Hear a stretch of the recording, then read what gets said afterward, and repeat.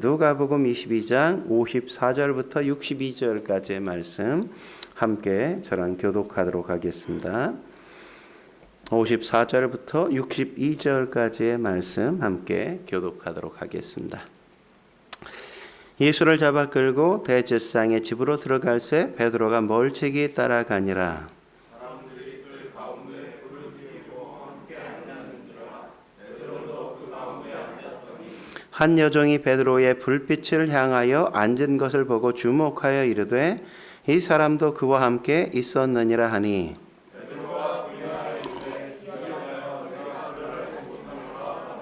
조금 후에 다른 사람이 보고 이르되 너도 그 도당이라 하거늘 베드로가 이르되 이 사람아 나는 아니로라 하더라.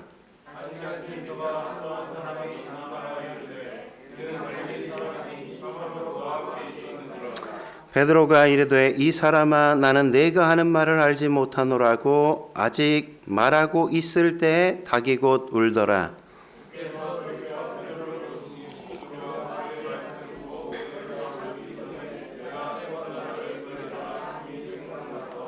같이 읽겠습니다. 밖에 나가서 심히 통곡하니라. 아멘. 오늘은 실패 성공만큼 귀중하다는 주제로 하나님의 말씀 나눌까 합니다. 제가 실패하면 생각나는 시 같은 짧은 좋은 글이 있어요. 로버트 슐러 목사님이 쓴 글인데 너무 의미가 깊어서 제가 늘 가끔마다 이렇게 다시 또 생각하기도 하고 또 연말 되어지면 한 해를 돌아보면서 한 해를 다시 한번 출발하면서 한번 같이 읽는 것도 참 좋은 일이라고 생각합니다. 너무 작게 써서 제가 그냥 읽어드릴게요. 실패는 당신이 실패자임을 의미하지 않는다. 실패는 다만 당신이 아직 성공하지 못했음을 의미한다. 실패는 당신이 아무것도 성취하지 못했다는 걸 의미하지 않는다. 실패는 다만 당신이 무언가를 새로 배웠음을 의미할 뿐이다. 실패는 당신의 위신이 손상된 것을 의미하지 않는다. 실패는 다만 당신이 무엇인가를 용감히 했었음을 의미할 뿐이다. 실패는 당신이 틀렸다는 것을 의미하지 않는다. 실패는 다만 당신이 다른 방법으로 해야 할 것을 의미할 뿐이다. 실패는 당신이 열등하다는 것을 의미하지 않는다. 실패는 다만 당신이 완전한 존재가 아님을 의미할 뿐이다. 실패는 당신이 인생을 낭비했다는 것을 의미하지 않는다. 실패는 다만 당신이 다시 출발해야 될 좋은 이유를 갖고 있음을 의미할 뿐이다. 실패는 당신이 결코 해낼 수 없음을 의미하지 않는다. 실패는 다만 시간이 더 오래 걸릴 뿐임을 의미할 뿐이다. 실패는 하나님께서 당신을 버리셨다는 것을 의미하지 않는다.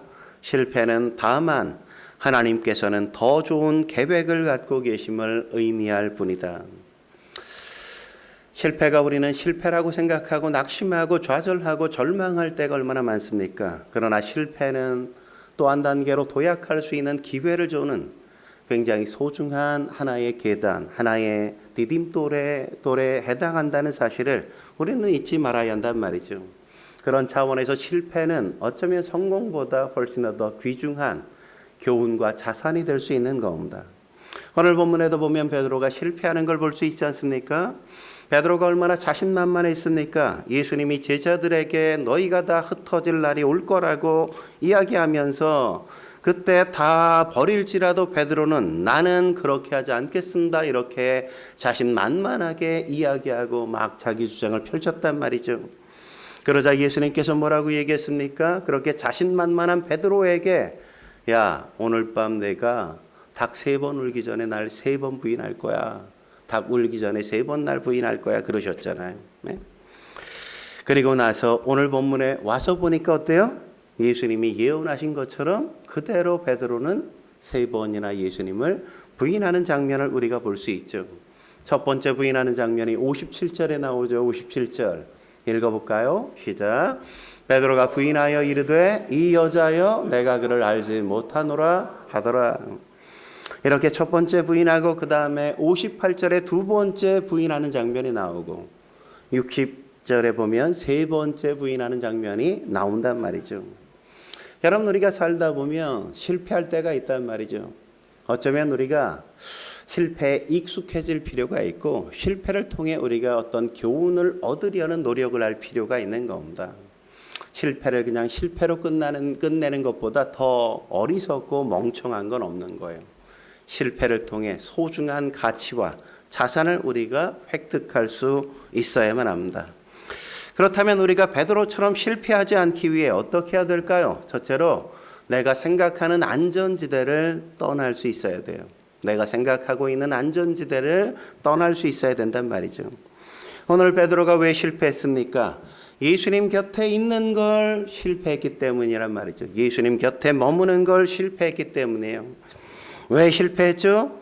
내가 생각하는 안전지대는 예수님 곁이 아니라고 생각했기 때문이란 말이죠. 그게 전혀 안전한 게 아닌데 안전하다고 생각했기 때문에 그는 실패하게 되어진 것 아닙니까? 오늘 54절이 우리에게 보여주는 첫 번째 장면이 바로 그렇단 말이죠. 같이 54절 읽겠습니다. 시작. 예수를 잡아 끌고 대제사장의 집으로 들어갈새 베드로가 멀찍이 따라가니라. 여기 포인트가 뭐예요? 멀찍이 따랐다 이런 거죠. 멀찍이 따랐다. 예? 베드로는 예수님을 따르긴 따랐는데 어떻게 따랐다고요? 멀찍이 따랐다 이러잖아요. 예? 여러분, 성경엔 분명히 두 단어를 나누어서 얘기해요. 제자라는 단어와 따르는 자라는 단어를 동의어로 사용하지 않는단 말이죠. 성경은 그냥 따르는 사람을 가리쳐서 제자 이렇게 얘기하지 않습니다. 그냥 그들은 무리예요. 무리. 군중에 지나지 않는단 말이죠. 영어로 disciple이랑 follower는 완전히 다른 용어란 말이죠. 베드로는 제자였음에도 불구하고 지금 팔로워로 전락하고 있는 겁니다. 그는 멀찍이 따라가는 존재에 지나지 않는 군중으로 다시금 내려가는 인생, 그걸 선택한 거죠. 여러분, 멀찍이 따라간다는 건 뭘 얘기하는 걸까요? 왜 멀찍이 따라가는 겁니까? 나는 언제든 떠나갈 수 있어 이런 거죠. 언제든 떠날 준비가 돼 있다 이런 것 아니겠어요? 그게 항상 불안하게 만들잖아요. 여러분, 부부지간에 언제든 난 이 남자와 이혼할 수 있어. 난 이미 떠날 준비 다 돼 있어. 이러면 어때요? 마음이 되게 불안하단 말이죠. 틈만 생기면, 기회가 주어지면 난 언제든 그냥 미련 없이 떠날 거야. 이런 상태에 같이 사는 건 부부라고 이야기할 수 없잖아요. 건강한 부부관계 아니란 말이죠. 우리가 회사를 다닐 때도 그러지 않습니까? 내가 언제든 이 회사 떠날 수 있어. 난 기회가 생기면 난 언제든 떠날 거야. 이러면 회사에 가서 손이 일에 잡혀요? 일이 손에 잡혀요? 참, 이 손에 일이 잡히냐. 그게 그거네, 뭐. 일이 손에 안 잡히잖아요. 그렇게 하면. 교회 생활하면서도 그런 사람 얼마나 많습니까? 대형 교회가 대부분 그런 경우가 많지 않습니까? 핵심 코어 멤버가 되기보단 그냥 적당히 멀찍이 그냥 주님을 따르고 멀찍이 신앙생활하면서 나 타치하지 마 이런 거죠. 그죠? 나는 간섭하지 마. 난 언제든 떠날 거야. 은혜 받으면 그냥 다니지만 날 좀 힘들게 하거나 내 마음에 들지 않으면 언제든 난 떠날 준비가 돼 있어. 건들지 마. 내 승질 알지? 뭐 이러면서 항상 겁주고 그죠? 사람들을 눈치 보게 만들고 그렇게 신앙생활하는 사람들이 있단 말이죠. 자기는 그렇게 멀찍이 따르는 걸 안전하다 이렇게 생각하는지 모르지만 그러면 뿌리를 내리지 못하고 그러면 성장할 수가 없다고요. 신앙이 자라나지 않아요. 왜 그렇습니까? 우리가 하나 되기 위해서는 함께 고난을 통과해야 되는데 늘 떠날 준비가 되어 있는 그 마음으로는 절대 그 어떤 어려움이나 고난을 통과할 수 없기 때문에 그렇단 말이죠. 여러분, 예수님도 보십시오. 종료주일, 얼마 전에 종료주일 아니었습니까? 종료주일에 얼마나 많은 사람들이 곁에 있었어요. 많은 무리가 그냥 예수님을 환호하고 예수님을 막 칭찬하면서 더 많이 몰려들었잖아요. 그런데 예수님이 고난을 당하자 점점 사람들이 거리를 두기 시작하고 예수님이 십자가에 못 박히자 예수님 곁을 다 버리고 떠났잖아요. 하나같이. 그렇다는 건 뭘 얘기하는 겁니까? 멀찍이 따라서는 떠날 준비하고서는 결코 고난이라는 과정을 통과할 수 없다는 걸 이야기하는 거죠. 그래서 좋을 때만 따르는 헌신, 그건 진짜 헌신이 아니라 가짜 헌신이란 말이죠. 위선적인 헌신, 이런 거라고 이야기할 수 있죠. 그런 사람은 언제든 문제가 생기면, 어려움이 생기면 다 넘어간단 말이죠. 떠난단 말이죠. 여러분, 뭐 야구나 축구 응원하는 사람들 많잖아요. 응원하는 사람들의 특징이 뭐예요? 뭐 팀이 잘할 때는 뭐 목숨을 함께 할 것처럼 막 응원하고 열렬히 막 지지한단 말이죠. 근데 팀이 잘 못해봐. 그럼 어떻게 해요? 그냥 바가지로 욕을 퍼붓는다고요. 바가지로 욕을 퍼붓고. 응원하던 사람이 바가지로 욕을 퍼붓는 사람으로 전락하는 거죠. 열렬히 응원하던 사람일수록 더 많이 저주를 막 퍼붓는단 말이죠.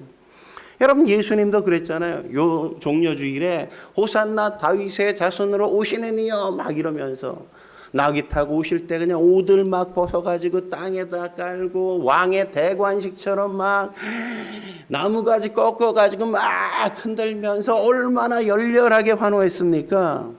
그런데 며칠 지나지 않아서 그들은 예수를 십자가에 못 박으라 막 이렇게 저주하고 막 폭동으로 그렇게 버리는 게 그들의 모습이잖아요. 무슨 얘기예요? 멀찍이 따르면, 팔로워가 되면 다 그럴 수밖에 없다는 거예요. 다 그럴 수밖에 없다고요. 여러분, 예수님을 멀찍이 따르고 계십니까? 아니면 가까이 따르고 계십니까? 멀찍이 따르고 자기만의 안전지대에 머무는 사람은 고난이 오면 베드로처럼 그렇게 배신할 수밖에 없다고요. 떠날 수밖에 없어요. 신앙은 그런 게 아니지 않습니까? 고난이 있어도 항상 난 주님 곁에 있겠습니다. 어떤 어려움이 와도 난 결코 주님 곁에서 떠날 수 없습니다. 그게 바로 신앙 아니에요. 그래서 고난을 통과해봐야 충신이 누군지, 진짜 친구가 누군지 확인할 수 있다고 얘기하는 것 아니에요? 그렇기 때문에 멀찍이 따라서는 안 된단 말이죠. 55절에 보면 또 그런 장면이 나오죠. 55절 같이 읽어보죠. 시작. 사람들이 뜰 가운데 불을 피우고 함께 앉았는지라. 예루살렘은 고도가 한 800m 정도로 높아요. 굉장히. 그래서 밤낮 기온차가 굉장히 심해요. 밤이 되면 춥단 말이죠. 추워. 그래서 오늘 본문에도 보면 뭐 했어요? 불 피우고 거기서 불을 쬐고 있었단 말이죠. 저는 이 모닥불을 쬐는 모습이 세상을 의지하는 모습과 거의 같지 않나 이런 생각을 하게 되어집니다. 생각해 보십시오. 추우니까 모닥불에 가서 막 몸을 녹이면 따뜻하잖아요. 그죠? 위로가 되잖아요. 그게. 근데 위로로 끝나나요? 그렇지 않아요. 조금 지나니까 어떤 장면이 펼쳐지죠? 56절. 같이 읽겠습니다. 시작. 한 여종이 베드로의 불빛을 향하여 앉은 것을 보고 주목하여 이르되, 그 다음에 이 여종이 뭐라 그럽니까? 이 사람도 그와 함께 있었느니라 이러면서 너도 같은 도당이잖아. 너도 한패잖아 예수와. 막 이런 위기가 그에게 주어지는 장면이 여기서 시작되지 않습니까? 어느새 나는 위로를 받고 편안하고 나는 안식을 누린다고 생각한 그곳이 위험 요소로 확 전락해버리는 걸 확인할 수 있단 말이죠. 여러분, 세상이 다 이렇지 않습니까? 세상을 의지하고 세상이 내게 힘이 될 거라고 생각했는데 어느 날 가보니까 그렇지 않은 걸 확인하게 되었죠. 여러분, 세상에 나가 보십시오. 마찬가지잖아요. 잠깐 위로는 될 수 있어. 근데 조금 지나면 그게 도리어 나에게 위험 요소로 뒤바뀐단 말이죠. 하나님 외에 다른 걸 의지할 때 다 그래요. 다 그래. 돈 의지해 보십시오. 돈 처음엔 굉장히 위로가 되지 않습니까? 힘이 되잖아요. 근데 나중에 그 돈 때문에 내가 그냥 무너진단 말이죠. 돈 때문에 내 인생이 파괴되어진다고요. 항상 그런 겁니다. 모닥불은 위로가 될 수 없단 말이죠. 그러면 베드로가 왜 멀찍이 따라가고 왜 모닥불에 앉아 있었을까요? 그게 제일 안전한 곳이라고 착각하고 있었기 때문이란 말이죠. 우린 내가 생각하는 안전지대가 다 있단 말이죠. 응? 어떤 사람은 통장이 안전지대일 수 있고, 어떤 사람은 내가 자식이 내 인생 책임져 줄 거야, 노후를. 뭐 이렇게 생각하는 분도 있고, 어떤 분은 내가 집을 사둔 이 집이 나의 마지막 보루일 거야. 뭐 이렇게 내 안전을 보장해 줄 거라고 생각하고, 어떤 분은 내가 열심히 운동하고 있으니까 이 건강이 나를 안전하게 해줄 거야. 이런 분들이 있잖아요. 예? 그게 절대 안전한 게 아닌데 우린 그렇게 착각하고 있을 때가 많단 말이죠. 그러면 내가 생각하는 안전지대라는 건 도대체 뭘까요? 그건 내가 컨트롤할 수 있는 것, 내가 통제할 수 있는 것을 안전하다고 생각한단 말이죠. 멀찍이 따라가면 어때요? 따라가다가 마음에 안 들면 떠날 수 있잖아요. 위험해지면 바로 토끼면 장땡 아닙니까? 예? 토끼면 되잖아. 토끼면. 예? 그걸 안전이라고 생각한다고요. 안전이라고. 예? 그러면서 불도 쬐고 여러 사람과 함께 있으니까 뭐 우리는 여러 무리에 함께 있으니까 혼자 있는 것보다 훨씬 안전할 거야. 이런 생각을 우리가 갖는 거 아니겠어요? 그게 진짜 안전해요? 오히려 거기 들어가 있다 보니까 들통나죠. 그래서 예수님을 3번이나 부인하는 쪽팔림을 거기서 당하게 되어지는 거잖아요. 예? 진짜 안전한 자리는 예수님 바로 옆이라고요. 예수님 곁이란 말이죠. 주님 품으로 주님 곁으로 가는 게 진짜 안전한 거란 말이죠. 그런데 우린 믿는다고 하면서 늘 이 자아를 버리지 못할 때가 너무너무 많아요. 안전하다고 느끼는 것도 내가 통제하니까 안전하다고 느낀단 말이죠. 여러분 생각해 보세요. 내가 통제한다? 어떤 많이 우리에게 들어본 거 아닙니까? 어디서 들어봤어요? 에덴 동산에서 죄질 때 그런 거잖아요. 왜 죄졌습니까? 왜 선악과 따먹었어요? 내가 하나님처럼 되고 싶어서. 내가 하나님같이 된다니까. 하나님같이 된다는 게 뭐예요? 내가 다 통제하고 싶다는 거잖아요. 에? 내가 판단하겠다 이거잖아요. 내가 뭘 할지, 내가 어떤 것 해야 되는지 내 마음대로 난 선택하고 싶고, 내 인생 모든 것들은 내가 다 통제할 거라는 것, 그게 바로 선악과를 따먹은 이유 아닙니까? 내가 컨트롤하겠다는 거죠. 하나님과 함께하고 하나님이 나를 통제하고 나를 다스릴 때 나는 가장 안전하다 이렇게 느껴야 되는데, 그것도 되게 불안하단 말이죠. 광야에서 오늘은 만나가 내릴까? 안 내리면 어떻게 하지 막 맨날. 그 두려움이 늘 불안. 내가 통제하고 싶어해. 하나님이 함께하는 것, 하나님이 날 다스리셔 거기에서 안정감을 느껴야 되는데 우리는 거기서 안정감을 못 느끼고 통장에 있는 2억이 너무너무 안전해. 2억이야. 내가 사놓은 집이 그 집이 난 집이 있어. 그게 제일 안전하다고요. 왜요? 2억은 내가 언제든 뺏을 수 있거든. 내가 언제든 내 마음대로 할 수 있거든. 내가 컨트롤 가능하거든. 우리가 불안한 이유 뭐예요? 내가 컨트롤할 수 없을 때. 이번에 뭐 우리나라에서 문제가 생기니까 코스피가 확 떨어지고. 왜 그래요? 불안하니까 그죠. 예상할 수 없는 일들. 불안하니까 그런 거예요.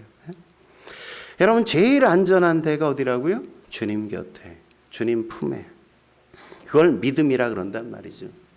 주님 품에, 주님 곁에 있으면 모든 문제들이 두려움으로 다가오는 게 아니라 스릴로 다가온단 말이에요. 스릴로 다가와. 제가 재영이 어렸을 때 뭐 좀 크니까 이렇게 좀 걸음마 떼고 막 이럴 때 막 고만한 때 제일 즐거워하는 게 뭔지 아세요? 놀아줄 때 재영이 들고 막 던지는 거예요. 이렇게 던지면 뭐 환장해 막 죽겠대 막 얼마나 웃어대고 막 좋아 죽는데 막 이렇게 던졌다 막 떨어지면 던졌다 막 받으면 집사람이 그러다가 놓치면 어떻게 하려고 그러냐고 막 집사람 굉장히 막 뭐라고 엄청 그러는데 뭐 재영이가 너무너무 좋아하니까 막 던지세요. 막 천장에 닿을 정도로 막 던져. 되게 즐거워요. 왜 즐거워할까요? 아이가 무서우니까, 사실 위험하니까. 그죠? 위험하니까 그걸 되게 즐거워해야 되게. 근데 그걸 위험한데 그걸 두려움으로 받지 않고 스릴로 즐거워하는 이유가 어디 있어요? 할아버지가 받아줄 걸 아니까. 그죠? 할아버지가 받아줄 걸 아니까. 할아버지가 던졌는데 뭐 할아버지가 받겠지. 그거 아니까 그게 두려운 게 아니라 그냥 너무너무 스릴이 넘치는 거야. 너무너무 행복한 거야, 그게. 우리도 하나님이 내 아버지가 되신다는 걸 확신한다면 우리 앞에 펼쳐지는 그 어려움이, 그 환경이 힘들면, 더 어려우면, 내가 이길 수 없는 거라고 생각되어지면 더 스릴이 만점 아니겠어요? 그렇잖아요. 내가 할 수 없는 게 그래야 막 스릴이 넘치지. 아니 놀이동산 가가지고 범벅 하나 타고 다니면 이게 무슨 스릴이 있어, 그죠? 뭐 올라가다 뚝 떨어지는 거 막 이런 거, 그런 거 타야 막 쾌감이 느껴지고 막 그러죠. 그러잖아요. 하나님과 함께하고 있다면, 하나님이 내 인생의 주인이시고 나의 삶을 다스리신다고 확신한다면 어떤 어려움이 와도 어떤 위기가 찾아와도 그게 어때요? 하나님이 함께 하실 거예요. 하나님이 이 문제를 가지고 어떻게 풀어주실까? 이 일을 어떻게 내 인생에 복이 되게 만드실까? 하나님이 어떻게 이 문제로 내게 합력하여 선이 되게 만드실까? 거기에 대한 기대와 그 어떤 짜릿함이 있다니까요. 근데 그게 없으면, 하나님에 대한 확신이 없으면 그냥 마냥 내 인생이 무너지는 것 같고 내 통제 밖의 일이기 때문에 막 너무너무 무서워한단 말이죠. 에디 리켄베커라는 1차 대전의 영웅이 있습니다. 독일 전투기를 가장 많이 격추시켰던 전투기 조종사예요, 이 사람이. 이 사람은 시력이 되게 안 좋은 핸디캡이 있어서 사실 조종사로 지원하고 싶은데 조종사로는 지원할 수 없고 눈이 시력이 너무 안 좋으니까. 그래서 정비사로 군대에 지원해서 들어갔는데 어떻게 하다 보니까 탁월한 비행 조종사의 능력을 갖고 있는 거예요. 그래서 조종사가 됐어요, 나중에. 그리고 2차 세계대전이 있자 그가 대단한 영웅이 됐습니다. 공중전에서 독일군을 가장 많이 폭격해서 떨어뜨린 사람이 바로 이 사람이 돼서 영웅이 됐단 말이죠. 기자들이 나중에 이 조종사를 만나서 당신은 용기가 대단하다고, 아니 무섭지 않냐고, 그렇게 적기를 앞에 두고 있으면 두렵지 않냐고 했더니 에디가 한 얘기가 이런 거예요. 용기라는 것은 두려움이 없는 게 아니라고. 그렇잖아요. 인간인데 어떻게 두려움이 없겠어. 누구나 다 두려운 건 맞지. 근데 용기란 뭐냐? 두려워하는 일을 그냥 하는 거예요. 두려워하는 일을. 두렵다고 포기하거나 두렵다고 중단하거나 그러는 게 아니라 두렵지만 그럼에도 불구하고 여전히 그냥 해가는 게 용기란 말이죠. 여러분, 우리가 전도할 때도 두려워요, 안 두려워요? 두렵잖아요. 안 믿는 사람, 예수 믿지 않겠다고 그렇게 지난번에도 얘기한 그 사람 또 가가지고 교회 한번 가자 이렇게 막 얘기하는 게 편하지 않죠. 마음에 두렵잖아요. 불편해 되게. 그럼에도 불구하고 하나님이 함께 하신다고 말씀하셨으니까, 그래도 영혼을 구원하라고 말씀하셨으니까 그냥 다시 한번 교회 가자 그래도 한번 와봐 이렇게 얘기하는 게 뭐예요? 그게 용기라고요. 용기.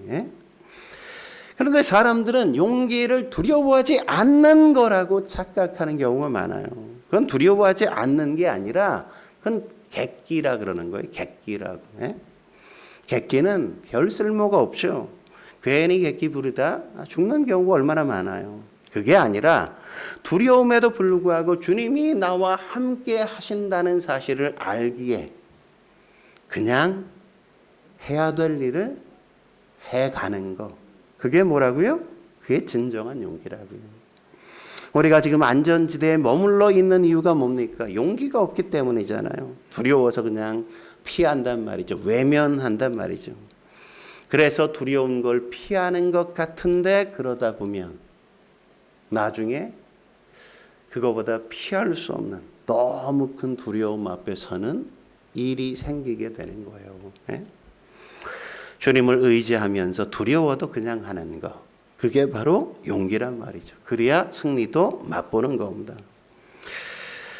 한 걸음 더 나아가 우리가 베드로처럼 실패하지 않기 위해 어떻게 해야 될까요? 두 번째, 날 향한 주님의 사랑의 눈빛을 봐야 돼요. 나를 향한 주님의 사랑의 눈빛을 볼 수 있어야만 합니다. 세 번 예수님을 부인하고 난 뒤에 61절, 62절에 보면 뭐를 그가 직면하게 되어지는지 우리가 확인할 수 있죠. 같이 61절부터 시작. 주께서 돌이켜 베드로를 보시니 베드로가 주의 말씀 곧 오늘 닭 울기 전에 내가 세 번 나를 부인하리라 하심이 생각나서 밖에 나가서 심히 통곡하니라. 베드로가 사실 예수님을 부인하는 장면이 사복음서에 다 나와요. 그러니까 그게 실패가 얼마나 중요한지를 사복음서에 다 기록한 걸 보면 알 수 있는 거야. 사람은 누구나 다 그렇게 실패할 수 있어. 기억해야 돼, 기억해야 돼. 계속 반복하는 거지. 4번이나 똑같은 거. 근데 예수님이 돌이켜 베드로를 보셨다 이 장면은 누가복음에만 나와요. 누가복음에만. 여러분 우리가 어떤 때는 그냥 못 본 척 하고 싶을 때가 있어요, 없어요? 외면하고 싶은 장면 있단 말이죠. 있어. 언제 그래요? 실망이 너무너무 클 때, 어떤 실망이 너무너무 클 때 우리가 뭐라 그래요? 아유 꼴보기 싫어 이러면서 그냥 외면할 때 있잖아요. 그리고 또 언제 그래요? 그 사람을 깊이 배려해 주고 싶을 때 그냥 피한단 말이죠. 외면한단 말이죠. 제가 예전에 어딜 가는데 앞에 싸움이 붙은 거야. 막 차를 타고 가는데 이 외길인데 한 길인데 차가 앞차가 이렇게 세우더니 그 앞차 사람과 내려서 막 싸우는 거야. 막 싸워. 목소리를 크게. 그러니까 주변 사람들이 차가 꽉 막혔어. 앞뒤로 저쪽도 막히고 막 꽉 막혔어 이게. 그런데도 뭐 그냥 막 큰 소리 내고 막 싸우는 거야. 저는 차마 이렇게 보다 보니까 그게 아는 집사님인 거예요. 집사님이 이렇게 싸우고 계시고. 그래가지고 차마 이게 볼 수가 없어 이렇게. 볼 수가 없어. 이러는데 이렇게 눈이 또 마주쳤어. 그 순간에. 이렇게 그렇게 전투적으로 막 싸우던 분이 딱 눈을 마주치자 전의를 상실하시는 거야. 목소리 톤이 낮아지고 지셨어. 지셨어. 그 싸움에서. 여러분 생각해 보세요. 그 시간에 이렇게 나랑 딱 눈이 마주쳤을 때 그분이 나를 봤을까요? 자기 자신을 봤을까요? 나를 딱 보는 그 순간에 자기 자신이 누구인지를 깨닫게 되는 거죠. 그죠? 야, 내가 지금 뭐 하는 거지? 예수 믿는 내가 지금 뭐 하고 있는 거야? 목사와 눈이 마주치는 순간 내가 예수 믿는 사람인데 이래서 되겠나? 그게 확 그냥 들어온 거죠. 그죠? 승질 날 때는 예수 믿는 거고 뭐고 다 생각이 안 났는데 목사와 눈이 마주치는 순간 내가 예수 믿는 사람인데 이래서 되나? 그 생각이 확 온 거죠. 그런 장면이 창세기 33장에도 나오잖아요. 에서를 만나서 야곱이 그에게 관대함을 경험하고 나서 10절에 이렇게 얘기하잖아요. 내가 형님의 얼굴을 배운 즉 뭐예요? 하나님의 얼굴을 배운 것 같사오며. 그런다고요. 형님의 관대함을 경험하고 나서 형님이 날 잡아 죽일 거야 막 이랬는데 형님이 너무 관대하게 나를 바라보니까 그 관대함 속에서 하나님을 봤다고. 하나님을 봤어. 하나님을. 근데 하나님만 봤어요? 자기 자신도 본 거예요. 자기 자신. 형님을 두려워하고 있는 자기 자신. 여러분 내가 날 분석하려 해봐야 분석이 안 돼요. 하지만 예배드리고 모든 시선을 주님께 맞추다 보면 그때 내가 보이기 시작한단 말이죠. 예배드려 보십시오. 나를 깨닫게 돼요. 내 모습이 그 안에서 보인단 말이죠. 그 속에서 하나님을 바라본 사람만이 하나님을 통해 내가 어떤 존재인지 비로소 확인하고 알게 되는 겁니다. 안전지대에만 머무르려고 했던 나, 그래서 배신했던 나, 그래서 예수님을 멀찍이 따랐던 나, 여전히 통장을 의지했던 나, 여전히 내가 갖고 있었던 어떤 것들을 붙들고 놓지 못했던 나, 그런 나를 발견하는 거란 말이죠. 베드로도 오늘 그래서 자기의 모습을 보고 막 통곡하는 거죠. 내가 이렇게 형편없는 존재였구나. 나 지금 뭐 하고 있는 거야? 예수님 말씀처럼 진짜 내가 예수님을 3번이나 부인했어. 이게 나야. 거기서 자기는 깨지는 거죠. 회개는 언제예요? 예수님을 만나야 회개하게 돼요. 회개. 그 전에 회개가 안 돼요. 예수님이 앞에서 누가복음 22장 31절에 뭐라 그랬습니까? 사단이 너희를 밀가부르듯 하려고 요구하였다 이렇게 말하지 않습니까? 야, 앞으로 너 사단이 공격할 거야 이렇게 말씀하신 거잖아요. 그리고 32절에 이렇게 얘기하셨잖아요. 같이 읽겠습니다. 시작.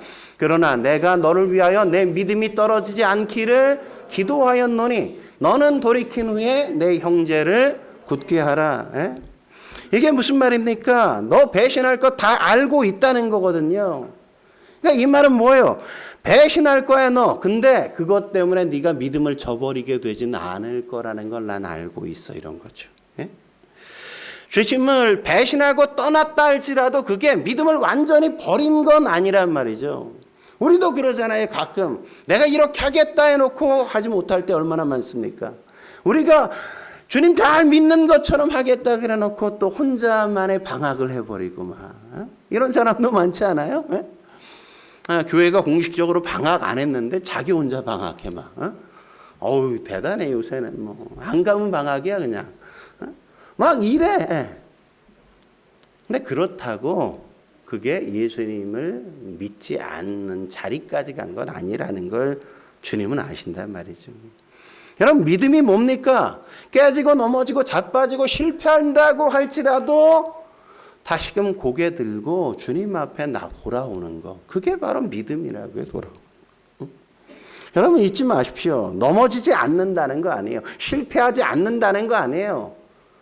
자기 자신 때문에 너무 실망해서 낙심이 될 때가 있다고요. 그런데 거기서 멈추지 않고 다시금 넘어진 자리에서 일어나 주님 제가 잘못했습니다 하고 돌아온다는 거란 말이죠. 그게 믿음이라고요. 그래서 믿음이 떨어지지 않기를 예수님께서 기도하시고 너도 기도해야 된다 이렇게 주님께서 말씀하신 겁니다. 내가 부인하게 될 거야. 사단이 그렇게 널 공격할 거야. 그렇지만 너는 가론 유다처럼 사살하지는 않을 거야. 너는 돌아와서 제자들을 사람들을 굳게 세우는 일에 쓰임 받을 거야. 그렇게 말씀하시는 거잖아요. 그래서 요한복음 21장에 예수님이 베드로를 찾아가서 뭐라 그래요? 야, 너 사랑해? 나 사랑해? 이러잖아요. 그죠? 이건 뭐예요? 너 사랑한다며 씨. 이게 너 사랑하는 거 맞아? 이런 거예요? 그게 아니잖아요. 내 안에 아직도 날 사랑하는 마음이 있는 거 내가 다 알고 있어. 너무 네가 나를 3번 부인했다는 것 때문에 낙심하지 마. 그것에 사로잡혀 있을 필요 없는 거야. 그러면서 뭐라 그래요? 내 양을 먹이라. 내 양을 치라. 이렇게 말씀하시잖아요. 너는 그런 인생 살 거야. 양을 치고 양을 먹이고 사람들을 세우고 네 인생은 그 위대한 길을 걸을 거야. 주님이 그렇게 말씀하시는 겁니다. 그러니까 예수님이 오늘 베드로를 바라보는 눈빛은 뭐예요? 정죄의 눈빛이 아니라고요. 정죄의 눈빛이. 에이구 내가 그렇게까지 얘기했는데 이 인간이 에이구 이러는 게 아니라고. 응? 뭐예요? 일어날 거야. 괜찮아. 넌 돌이킬 수 있어. 주님은 그렇게 응원하고 위로하고 다시금 그를 일으켜 세우는 사랑의 눈길을 그에게 주시는 거라고요. 그런 사랑의 눈빛이 교회여야 되는 겁니다. 교회는 정죄하는 곳이 아니란 말이죠. 기다려주는 곳이, 사랑해주는 곳이란 말이죠. 우리 한 사람 한 사람에게 그런 사랑의 눈빛이 있어야 한단 말이죠. 그래야 탕자도 돌아올 수 있는 거예요. 왜 탕자가 돌아올 수 있었을까요? 아버지의 사랑의 눈빛을 알기 때문이라고요. 응? 내가 자식 같지 않은 자식. 아니, 아버지 뭐 어차피 돌아가실 건데 나한테 물려줄 유산 그냥 미리 넘겨주세요. 이렇게 싸가지 없이 얘기해도 기꺼이 그걸 정리해서 그 아들 손에 다 탕진할 걸 알면서도 내주시는 그때의 그 사랑의 눈빛을 기억하기 때문에 그는 다 탕진하고 그러고도 아버지 앞에 돌아올 수 있는 거잖아요. 네? 아버지는 날 기다리고 있다는 것. 아버지는 여전히 날 용납하실 거라는 것. 아버지께 돌아가면 아버지는 나를 영접해 주실 거라는 사실을 알기 때문에 돌아오는 겁니다. 우리 교회가 회복해야 될 게 뭐예요? 이 사랑의 눈빛을 회복해야 된단 말이죠. 오면 품어주고, 오면 용납해주고, 오면 안아주고, 그게 우리가 해야 될 일이죠. 격려해주고 용납해주는 것. 네? 여러분, 엄마로 산다는 것은 이라는 노래 아십니까? K-pop 스타의 이설아 자매가 자작곡으로 유명해진 곡인데 여러 가수들이 또 뭐 자기가 리메이크해서 이렇게 부르는 거 제가 여러 군데 봤어요.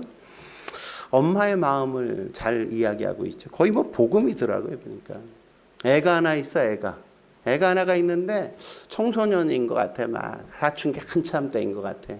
애가 밤늦게까지 들어오지 않으니까 엄마가 그냥 밤늦게까지 주무시지 못하고 그냥 소파에 앉아 기다리는데 애가 문을 열고 들어오더니 왔어? 이러는데 엄마가 왔어? 이러는 걸 무시하고 그냥 눈길 한번 엄마한테 주지 않고 자기 방문을 탁 열고 그냥 자기 방에 들어가더니 문을 꽝 닫고 그냥 들어가 있는 거예요.